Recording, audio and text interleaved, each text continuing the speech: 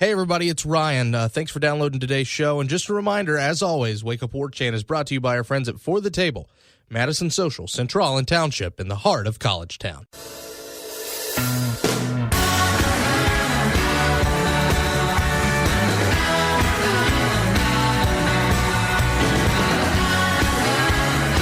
That's right, ladies and gentlemen, from Tallahassee to Thomasville and from coast to Atlantic coast, it's time to Wake Up War Chant here on 97.9 ESPN Radio, and it's a very happy, very, very happy Friday morning to you and yours, this being, of course, July the 28th, 2017. You're currently listening to the voice of Ryan Kelly. I'm the director of digital media at warchant.com. Sorry it took us a sec to get on the air today. It's a little technical snafu, but we're on now. So thanks so much for waking up with us, and thanks for waking up with Mr. Drew Hicken on the other side of the glass. Push the buttons, making things work. Drew, happy Friday, sir. Happy Friday to you, too. Great show for you today. I mean, anytime you have the head coach of the Florida State Seminoles, Mr. Jimbo Fisher, coming up on the program, it's going to be a good show. So make sure you're around for that. But thanks so much for waking up with us here at 6 a.m. on 97.9 ESPN Radio. And, of course, our streaming devices, the WTSM app of our own device, and, of course, the TuneIn Radio app, podcast, iTunes, Podcast Republic, warchantradio.com. You know the places by now. You probably have your own place by now. And it's all good. Radio at warchant.com. There's your email address. Questions, comments, concerns at Wake Up War Chant. There's your Twitter account if you like to do your business that way. And finally, of course, you know Wake Up War Chant, as always, is brought to you by our friends at For the Table, the family of Madison Social, Central, and Township. Hey, for those of you who are loyal podcast listeners, do apologize for yesterday. Yesterday's file corrupted when we were trying to render it out. So, but we are rolling today. Everything seems to be running smoothly. So it's good to have you on board again. And I may or may not have already said this, but Wake Up War Chant, as always, brought to you by our friends at For the Table, Madison Social, Central, and Township. Before we get to Jimbo Fisher, of course, one of the best War Chant features of the year, the top 40 players of the football season. Top 40 players of 2017 had its second edition roll out the other day. And, well, there's some interesting names on here. And I think it's worth just kind of running a couple of these guys down, discussing a couple of these guys. And I'll start with the first one that really caught my eye. Isn't it amazing that just a year ago, we didn't know how this guy fit into the shuffle. We didn't know if he was a guy who was going to see the field much, and we thought it was a huge make-or-break year for Ermin Lane. And now, coming in at number 28 as a senior playing safety, number 29 ranked by Ira, number 26 by Jeff Cameron, number 35 by Gene Williams. Boss man. Disrespecting Ermin Lane. But I will say this, it's amazing. And I know that switching to safety was more his idea. But Jimbo Fisher's program and the consistency of when they flip a guy, when they change a position with a guy, it never not seems to work out. Outside of very, very, very notable exceptions. Very, very small notable exceptions. Every time there's a big, high profile, well, he's changed positions, it always seems to work, doesn't it? It always seems like it clicks. So, Ermin Lane at number 28. Lane, James, Andrews. James, of course, starting. Andrews and Ermin Lane giving you some depth at safety. That's a good problem to have. When you don't know if you want to supplement Derwin James with the surprise that you had last season or the skilled veteran, that's good stuff. Speaking of that skilled veteran, I will go ahead and tell you that Nate Andrews is coming in at number 24. And when Nate Andrews is your second option at safety, again, you've got good problems to have. Very, very good problems to have. Others that I'll get into, number 26, Marvin Wilson, coming in at this list, despite never playing a snap, true freshman, of course. But I think it's hard to argue this. I mean, I know Rivals numbers say it, but this is the best player Florida State signed in the Jimbo Fisher era, according to metrics, according to Rivals. Now, maybe not your most important player in the way a la a certain quarterback might have been, or certain wide receivers may have been, or a certain running back who bailed you out many times in rebuilding years over the last 2 years. Well, at least one rebuilding year and a year that turned into a rebuilding year. But I think it's amazing. And I don't even think that's too high. Ira has him 25th. Jeff Cameron had him 30th. Gene had him 25th. I think I probably would have put him around 30th, but here's the thing, man. Watching this guy just in camp, watching him at these 5-star challenges, and I know I'm not the biggest recruiting expert. I'm not going to sit here and tell you I am. But watching him go up against other 5-star and 4-star talent and just ragdolling them, I'm anxious to see what this kid can do. I want to see what happens to him when he hits the field and see just what happens. I mean, I could be dead wrong, but man, he's a big enough boy to where I really don't think he's going to have that hard of a time adjusting. I think you can throw him right in and he'll be ready to go. I mean, he's as wide as a truck. He's like 6'5", 330. He looks like he could be in the NFL tomorrow. The kid is huge, and I think is he young? Is he 17 or 18? Do we know? I think he's 18. I think. Either way, a young kid. Obviously, I think there's still going to be an adjustment period as far as learning the defense and as well as learning the speed of the college game. But I do think he's one of those guys that's built to make an impact pretty early on in his freshman year. There's not many guys you can say that about. On a Jimbo Fisher team, whether it be offense or defense, it just doesn't happen too often. But there are certain special guys who come in from time to time, and you say that guy's built and he's ready to play. I think he's one of them. I think another guy you could see is Kando. I really think you could see Kando early. Both of those guys are just absolute man-childs. We've talked about when are we really going to see Akers be a feature part of that offense. There's a lot of intriguing freshmen coming in. There's no doubt about that.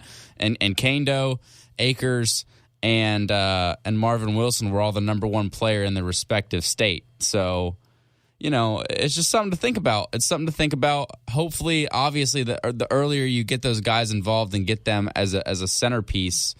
Not a centerpiece, but really contributing the better for depth purposes as well as their developmental purposes. But we'll just have to wait and see. Yeah. Finally, I really want to touch on number 25 on this list. Not going to give you all. It's a premium item, but Levante Taylor. And I don't think I could have wrote this blurb any better myself. I think it's Gene who wrote the blurb, so hats off to him. Quote, as one of the nation's top recruits in 2016, Taylor likely expected to make more of an impact as a true freshman. Yep. But he did see an expanded role as the season progressed. Playing mostly in nickel and dime packages as well as on special teams, he finished the year with 16 tackles and 1 pass breakup. As much talk and as much ballyhoo as there was about Taylor coming in, and I still think he's going to, I agree with this, he's going to see the field a lot more. He's going to be right in there for that competition to replace the role and the void that Marquez White left. I thought at the very least we'd see him as a kick returner. We would see him on special teams. We would see him as something, fielding punts. But we just didn't see much of him last year. And I wonder, I mean, at corner, you add a little bit of inexperience plus size. I mean, Florida State obviously doesn't care about his size too much. They signed him in the first place. But what I'm saying is maybe you just kind of thought to yourself, especially after the horrendous start that your defense had.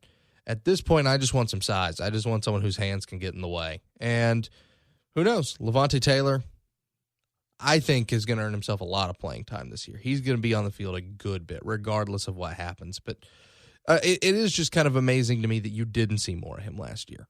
I think it was kind of a mixture of several things. One being of which what I just brought up. True freshmen just don't play a ton early, often on Jimbo Fisher teams. And, sometimes they do, sometimes they don't. He wasn't necessarily a guy who's a freak athletic build kind of guy. Obviously, he's freak athletically, but, and there's a lot of speculation that he was battling a groin injury all year. I think that played a huge, huge part in his kind of lack of development and playing time throughout the year. I think that really slowed him down. There's been a lot of talk that he's put on some weight in the offseason and that he's looking really good. He's a guy that really intrigues me. He's a guy that I really can't wait to see because I do think, and not to put too much pressure on the kid, I do think this is kind of his make or break year where he's either going to go ahead and be the guy that we all thought he was going to be, or he's kind of just going to, be a role guy going forward. But I think we'll see some bigger things from him this year. I do believe he's a really good football player who was hampered by some injuries and whatnot last year. I am not one of the ones who's going to sign a guy off after his true freshman year. I know there are some of those, but I definitely agree with you. He intrigues me. I think he'll definitely earn himself some more playing time this year. He, at the very least, man, you got to get him on the field. I mean, especially when you have such problems as you've had over the last couple of years in special teams. He's a burner. He's quick. He can do things with the ball in his hands. Give him a shot at something.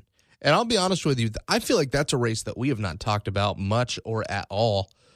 Florida State hasn't had a good punt returner in 5 years. Florida State has not had an elite punt returner since Greg Reed got kicked off this football team. I'm anxious to see what they throw out there as competition for that spot. Yeah, I think the thing that everyone just has to remind themselves, as well as myself at times, because I'm with you. A lot of times I get upset of certain things or combos that I see go out there, and I'm like, well, that doesn't make any sense.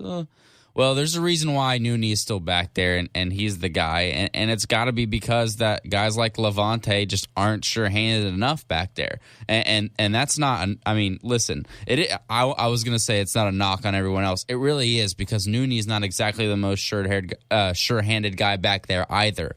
So I think it just goes to show you the lack of confidence that Jimbo has in all the other guys to go put back there. I wouldn't be surprised, honestly, if it's Nooney again. I wouldn't be surprised if it was Nooney again. I wouldn't be upset. I think that's what most people should expect. Now, would I be excited and intrigued if I saw Levante trot out there game 1 against Bama? Absolutely. But by no means do I expect it. I think what's crazy is look at Nooney and then look at Rashad Green, a couple punt returners before him. Both sure-handed guys who maybe aren't the most sure-handed at punt return. It is a completely different job to a certain extent than wide receiver. The angle you have to take that ball in, the idea that you have to know when to wave that off. It is, and I mean, you've kind of seen Rashad's troubles carry with him to the NFL. He had his rookie year, he has a great year, doesn't really let anything hamper him. And then his second year, doesn't really know when to wave it off, catches a couple and fumbles them. It is just a completely different ball game. It's not a job that I envy. No. It's incredibly difficult. I'm not sitting here saying that, you should be able to throw somebody. It's an elite skill, a rare skill to be able to have a guy go out there and perform at punt returning at a high level. It's tough. That ball, it's moving all around. In a lot of ways, it's like I would say it's like getting a fly ball, but I really don't. It's harder than that, and you got guys flying at you, and you necessarily. I think the hardest part is always knowing where you're at on the field. I think that confuses a lot of things for guys, and then they start thinking. All these thoughts start coming into your head, and then, like I said, at the same time, you have to catch it. And a ball can shift on you in the last 5 to 10 feet before it's on the ground. It shifts just a little bit. All of a sudden, you miss it and you muff it. Like I said, tough job, not an enviable position, but a lot of fun for a lot of guys who are really good athletes, and a lot of them want a part of it because they want their hands on the ball. So, but like I said, you're not going to see another guy out there unless they can prove that they're going to be more sure-handed than Nooney, because at the end of the day, as much as you want an electric guy back there, what you really want is a guy who's going to catch the ball. And Nooney is that guy for the most part. Yes, he's going to have some slip-ups, but so is everyone. But if he's your most sure-handed guy, I just think that it makes the most sense to keep him back there. A lot of fun to debate and discuss this list. You can check it out at warchant.com. By the way, if you're not a member of warchant.com, you can get yourself a free 30-day free trial. Go to that checkout. Enter then the promo code WARCHANT30. Make sure you're all in on stuff like that. However, I actually kind of lied to you. I thought this was a premium item. I know our first issue was a premium, but get this one for free, folks. Go to warchant.com. Check this out. Sign up for the free trial anyway. Anyway, it's time to get you caught up with some scores from coast to coast. This, ladies and gentlemen, is why you were sleeping. Hello. Good morning. Wake up! Wake up! Wake me up! Good morning. Good morning. What happened last night? All right, we got to sail through this, folks. It's 15-2, the Washington Nationals over the Milwaukee Brewers. Cleveland at home, 2-1 over the Angels. 8-4, Toronto at home over the Athletics. 6-5, Yankees stave off the Rays at home. The Marlins win at home, 4-1. Cubbies over the White Sox, 6-3. Diamondbacks over the Cardinals, 4-0 on the road. And the Padres at home, 7-5 over the New York Mets. When we come back, the head coach of the Florida State Seminoles, Jimbo Fisher, joined Gene Williams in Orlando last night. You'll hear from their conversation after this. It's Wake Up War Chant on 97.9 ESPN Radio.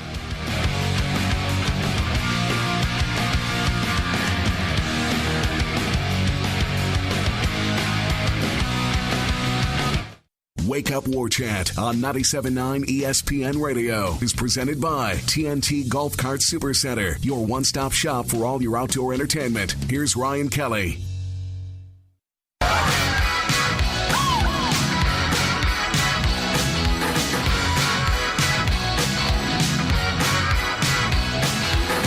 Don't lie, words you're living in.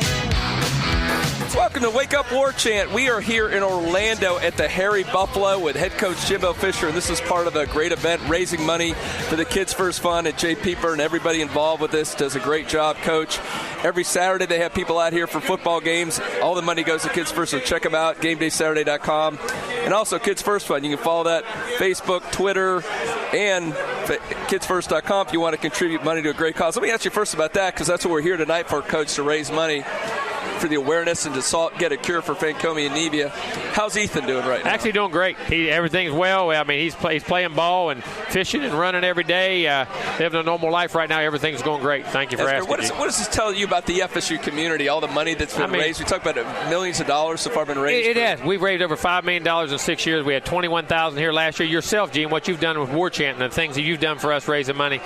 We can't thank you enough, because I'm going to tell you, as a parent, when you have a child that has something, there's no feeling like it in the world. And what you guys provide us is hope.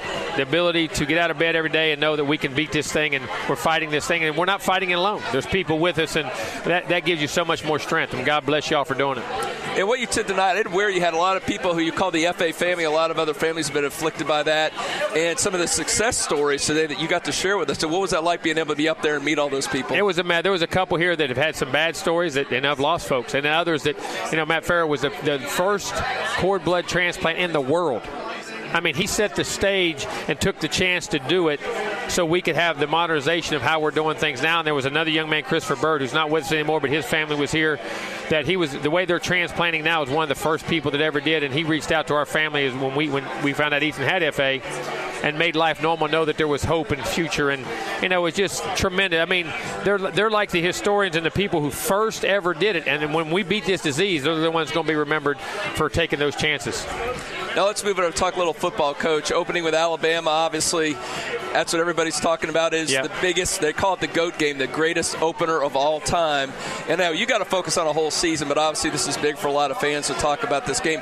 Do you see a different sense of urgency? Does it change kind of, not how you coach the team, but maybe the attitude of the kids? I think there's no doubt. When you have, like last year, even we had Ole Miss, who was ranked 11th. But, it brings a sense of urgency to you. It brings a sense of focus, discipline, and things that, sometimes those summer workouts, because they're grueling. These guys are training year-round. And all of a sudden, do I skip this drill? Do I don't do this, or I don't go full? I mean, you can't. And you see it. The guys know they have to be at their best right out of the gate. And it's human nature to do those things. But this has got our attention, just like it always has. And when you have components like that, it's great for your summer.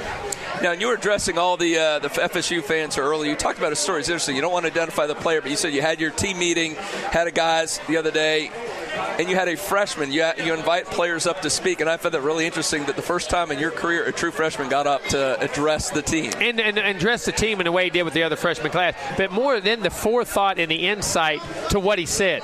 That we as a freshman class owe an obligation to these guys to be a part. We're going to have to be, some of us are going to have to be a part with us practicing, and the quicker we get it together, the better we're going to be. And I just thought it was another message to our team that how the culture of our and how the older guys have had these guys for a month, and that has been brought across to them. I want to ask about a couple players and a little bit offense, defense. And we all noticed it right away. We saw a little bit in the spring and then the ACC media kickoff. DeAndre Francois seems, you can see more confidence about him. You can see just he's a totally different person, it seems like he was a year ago at this time. Have you noticed those changes, and how will you think that will translate on the field? Well, I think he knows he can do it. I mean, before, even though you feel like you can do it, you go out there and do it. He did it for a whole season, and he had some down times. He had some up times. He won games in the last minute, and it just gets, now it doesn't, he's got to go back and do it, but it gives him the confidence to know that I've got the ingredients to do it, and now understands a lot of the little details and how he can get the other guys around him to do it. That's where I see him growing. Now, you know the importance of quarterback, obviously being a quarterback yourself. That who's going to back up DeAndre Francois? Do we know at this point, or how much is that going to be? No, I mean, right practices? now, JJ's been there. Bailey's been there in spring. James hasn't been there yet. But that's going to be one of the main things. Who wins that job in fall camp? That's one of the big things we have to know, because we got to know who we're going to and then who we're going to right behind that. It will be very interesting to watch that competition. Another thing you brought up here when you spoke to the crowd, we know about what Nooney Murray can do. We saw the big catch he had, Nooney Murray. We saw what he did against Michigan. You saw a lot of potential, Auden Tate. You brought up another guy, very highly touted. Didn't do a whole lot last year, but we saw that big kick return against Michigan. I'm talking about Keith Gavin. You seem very high on what I do. Keith can I think Auden and Nooney have had it, Phillips. But I just see Keith, and he worked hard in the offseason, had a great offseason. The practice he practices, he was outstanding. The reports I get back from our players, they're excited that he's doing good things. Now, again, he's got to go out and do it in games, but that's a big piece, in that regard. And he's a big, physical, fast guy. He has very good speed, and he can be a dominant player if he keeps progressing. Now, those of us that to write about the team and talk about the team, always talking about, we look at the offensive line and, gave up a lot of sacks last season. I know some of that was on the quarterback holding too long. Some of it was on the receivers. But looking back, you seem a lot more confident than a lot of people would think about the offensive line. Yeah, well, I mean, you got guys that battle been in game, and I know why the mistakes were made. And I watch it, the film. Some people see the results. I see why. They're very fixable. I see them fixing. I saw them do it in spring. I saw the body types. I see the work they put in. I see the strength and gains that they had, and the depth and just the knowledge, again, the conversations I have with them, the thought process. Now, there's still a lot of work to do. Yes, there's no doubt. But I feel good about the group. Moving over to defense, Coach, and I know one thing you did recruiting-wise that I noticed right away, that interior, the defensive line, you get big, physical monsters in there, and you're so deep there right now. I mean, how excited about you, that defensive line, to have, not only the DeMarcus Christmas and the Noddies and the guys you have on the end, the Sweats and the Burns, but the depth there, to have the Dalvin Taylors, to have the Wally Amy's, Frederick Jones. You have to keep that rotation, and you got to keep guys fresh, and all of them present different things. And also, so at the end of the game, they're still fresh to rush the passer when you keep that great rotation. And that's one of the things. A lot of big guys can't rush passers. But we have a few guys that can really, for big guys, I think quite a few that can penetrate and rush the passer also, which is very good. And that's the key. You got to be strong up the middle to start your defense. And someone here brought up the linebackers. You brought up a good point. You've got 3 senior linebackers, and the guys who started a lot of games, a lot of experience. What will that do? Because, I mean, early this season, the defense struggled last year. Now these guys have been through the battles. They've been through the wars. How do you think we'll see a difference this year? And, when you're a senior, sometimes there's also a different urgency in you, too. You know what I mean? I saw it in Jacob Pugh all spring. He was the MVP of our spring. But Derek Hoskins been there every day. Matthew Thomas, you saw the second half of the season after he set 2 years. Yeah. I mean, you're talking, he's averaging 12, 15 tackles a game those last few games, and just special plays, running and doing things. So those guys, I think, can create a very good dynamic, and they're long. They can blitz, and they can cover. And Pugh, they're all very skilled guys, so it's going to be very interesting. We've talked for this long, Coach, and I haven't brought up Derwin James, which everybody talks about for good reason. And you would think people talk about him for the Heisman, all the other accolades he gets, but if you talk to him, none of it seems to go to his head. He's the same guy. I mean, what kind of a special character Because he understands what it takes to be successful, and more importantly, he wants to win. All those things will come if you win and do the things you got to do as a teammate, and he gets that. You talked about the alphas because you go back, and I know someone asked you about the comparisons between 2013 and now. I mean, you talk about an alpha. Is there any more of an alpha than Derwin James? No. I mean, you go back to the LaMarcus Joyners and the Telvins and those guys you had. He's kind of in that category. He is. I mean, but those guys were really alphas, and he's learning to grow. The thing missing last year, he had to grow back into that. That was something. But yes, I mean, and those guys now, the ones you just talked about with Jameis and Telvin and Joyner, there were some true alphas in that group now. I mean, there really were. But he's growing into that mode, and I hope he continues to, because those guys affected everybody, not just on the game field, in the practice room, the film room, and they just brought a sense of urgency and confidence to our team. Well, two more things I want to ask you, Coach, and that is, speaking of Derwin, I saw him quite a bit in the spring. You had him returning some punts. Could he be your punt returner? Oh, without doubt. We're gonna find ways. You got the best player, one of the best players in America. We got to find ways for him to do everything he can do, and touching the football is part of it. He can do it. And I know a lot of coaches would hesitate because he could be your top player in the team, and you're putting him in that position. But I say that. Let me ask this: did they worry when they put Dion back there? Yeah. When Terrell Buckley went back there, when Peter Warwick went back there, those guys can change. I mean, if he's the guy that does that, you take your best player and you put him in position. What are you saving him for? I mean, if you ever say about saving him, you can get hurt walking across the street. I mean, you got to go play, and that's what he does. If he has those skills, you play him.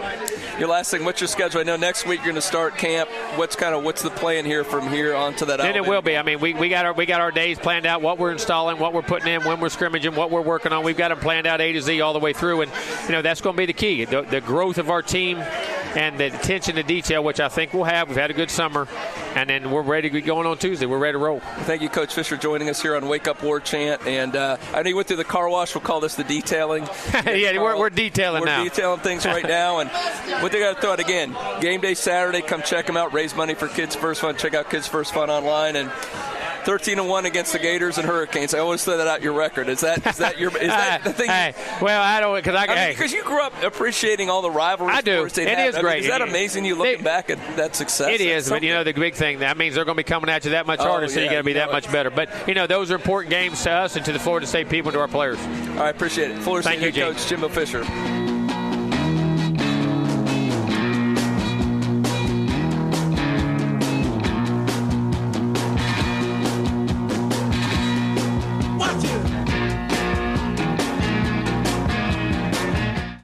Yes, Florida State just landed a 5-star commitment. I don't see that anywhere online. How did you get that news so fast? I'm on the new warchant.com app. I get news updates and scores pushed to my phone instantly. How much does it cost? It's free. Just go to iTunes or the Google Play Store, type in Warchant, and install it on your phone. That's it. A free app that keeps me constantly up to date on Florida State sports and recruiting? Wow, that makes it incredibly easy to follow my Seminoles and never miss out. With the app, you'll also get quick access to all the stories and features on Warchant, including the ever-popular message boards that feature thousands of fans talking about the Noles. Warchant.com, your ultimate Seminole source. Wake Up War Chant on 97.9 ESPN Radio is presented by TNT Golf Cart Supercenter, your one-stop shop for all your outdoor entertainment. Here's Ryan Kelly.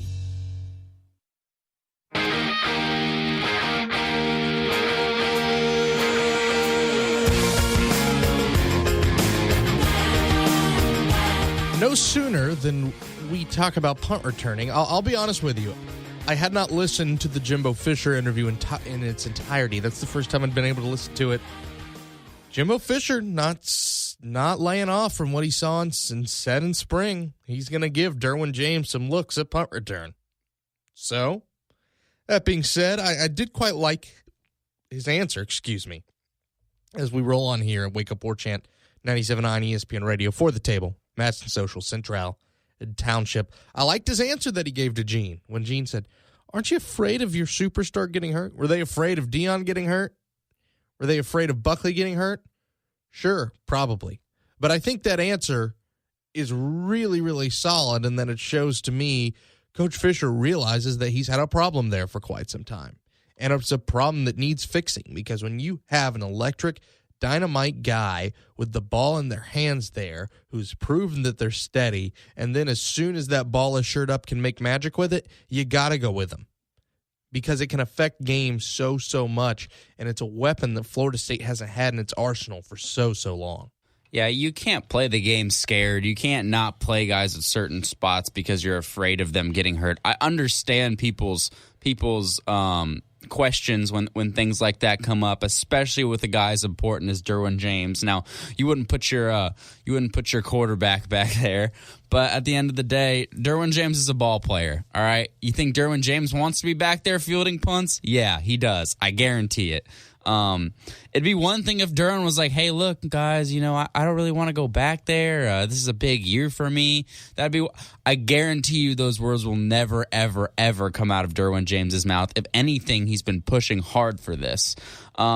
But you're right. You're not afraid of Dion getting hurt. You're not afraid of those guys. You're not afraid of Greg Reed getting hurt. You're not afraid. You can't be, because if you are, that's how you do get hurt. That's how bad things happen, is if you go out there passive. And I don't think that's something you're ever going to see from a guy like Derwin James. And at the end of the day, punt returning is such a crucial part of the game, and like you said, it turns losses into wins into losses. All right, especially in a game like against Alabama, where we've talked about there's gonna need to be a spark from some part of the aspect of the game that maybe you don't necessarily expect. A spark plug in the punt return game could be something that could be huge. It could be the difference between a win and a loss. It changes field position time and time again. Not to mention, it's something in the punter's mind. It's something for them to think about. If you got an electric kick or punt returner back there, they have to think about that and what they're going to do with that every time they punt the ball. They have to game plan around, okay, how are we going to handle this situation? As opposed to just having your regular Smojo back there where they just say, hey, just boot it away, kid. Other than obviously in certain situations. But having a guy like Derwin James back there, to me, would strike fear in your opposing team's hearts. And, it's almost like we talked to Ryan Clark earlier this week about how if a defensive player wanted to win a Heisman, he would have to do things outside of the defensive side of the ball. He would have to do more.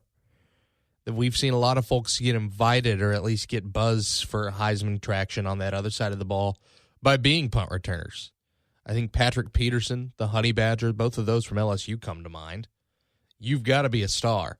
And I know that's a much more selfish note, and that doesn't exactly always help the team win games, but you need that electric punt returner. You need something there because, let's face it, Florida State hasn't had something there in half a decade now. And you just need some sort of spark. Is Derwin James that guy?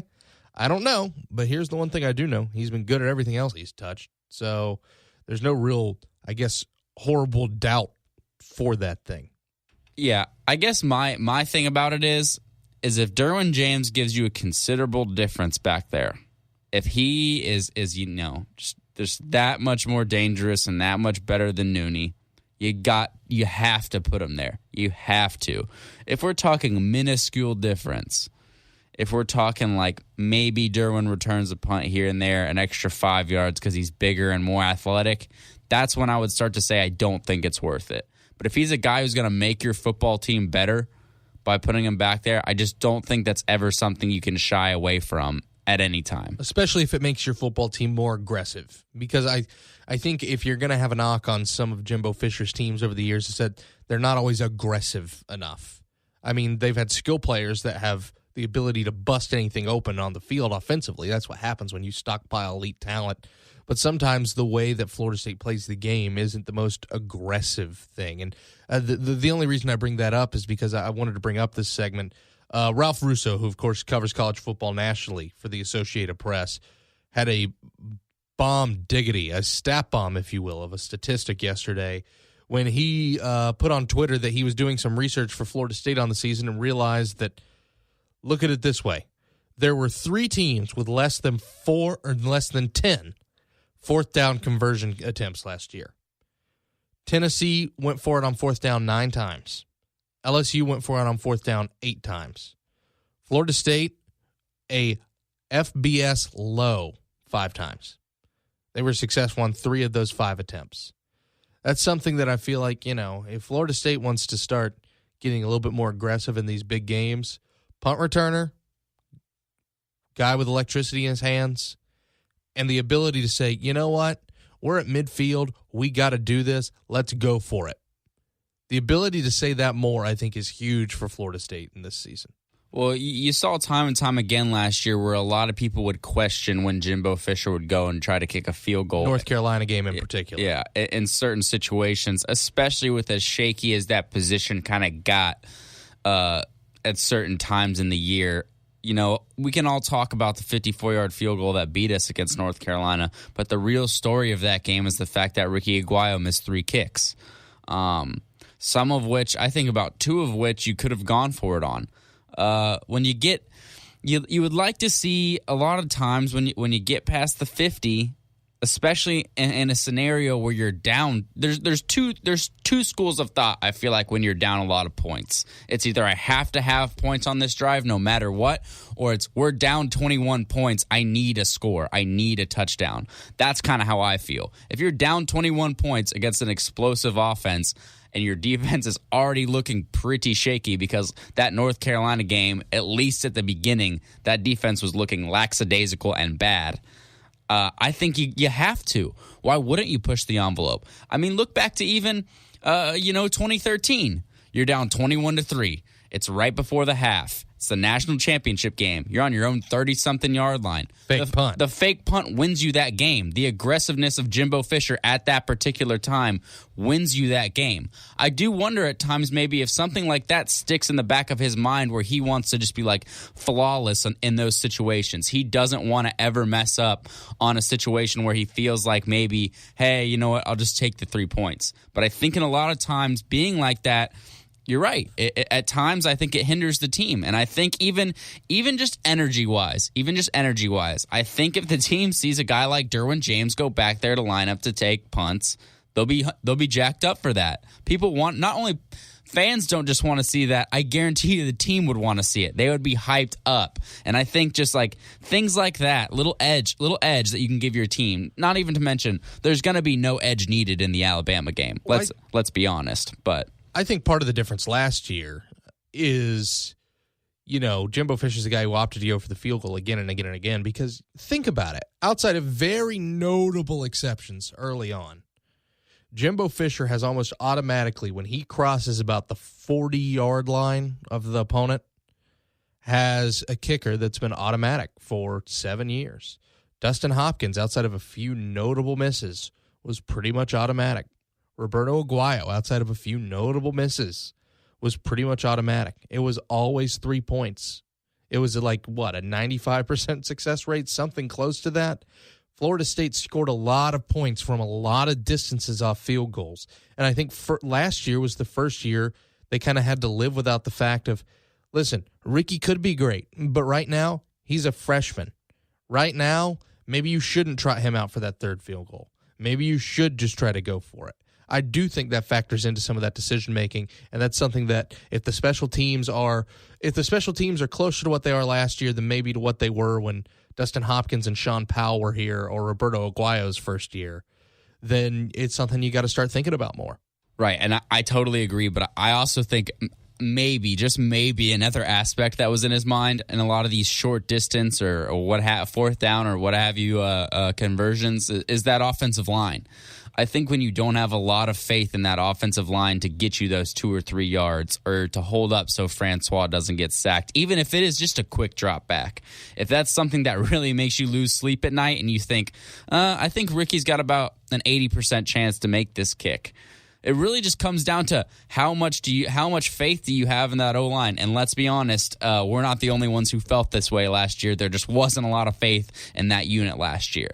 And even the backs at times really struggled to get those short yardage. Jaquez Patrick got a lot better at putting his head down and getting those 2 to 3 yards. But it was still something that we struggled with. So at times you understand, but at other times there's a time to be aggressive and a time not to be. And in a big game where everything matters, I think that's the time to do it. I wish we had more time for this conversation, but we got to hit a hard break. We'll be back to put a ball on it right after this. It's Wake Up War Chant, 97.9 ESPN Radio. Hot and so hot in her, so hot and oh. Want a little bit of and a little bit of. Wake Up War Chant on 97.9 ESPN Radio is presented by TNT Golf Cart Supercenter, your one-stop shop for all your outdoor entertainment. Here's Ryan Kelly.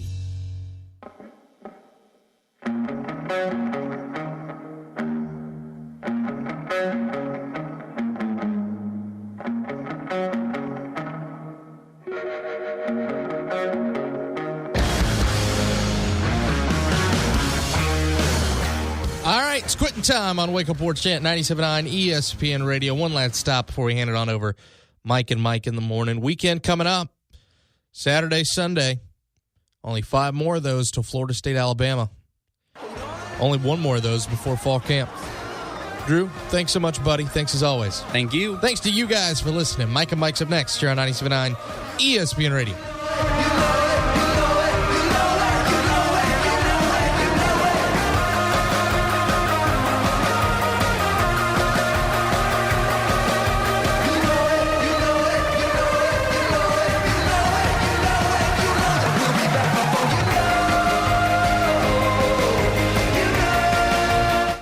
WarChant.com is the ultimate inside source for FSU football and recruiting. And now you can get in on the action for free for an entire month. WarChant.com is offering a risk-free 30-day trial subscription. Get full access to the #1 website covering the Seminoles just by entering the promo code WarChant30. That's WarChant30. Sign up and get in on the world's most active FSU message boards. Receive breaking news, stories from our award-winning staff, plus get exclusive interviews and videos. Just enter the promo code WarChant30. WarChant.com, your ultimate Seminole sports source. Hey, thanks for downloading today's show. If you haven't already, why don't you rate and subscribe us? We certainly do appreciate it, and of course, we appreciate you listening anyway, so just go ahead and click that right there. You know you want to. Come on. Come on. Thanks again for letting us do the show. We love giving you all the football, basketball, baseball, recruiting, all year round. Not just football season, not just spring practice, but hopefully giving you the freshest and newest FSU content every day. Thanks, guys.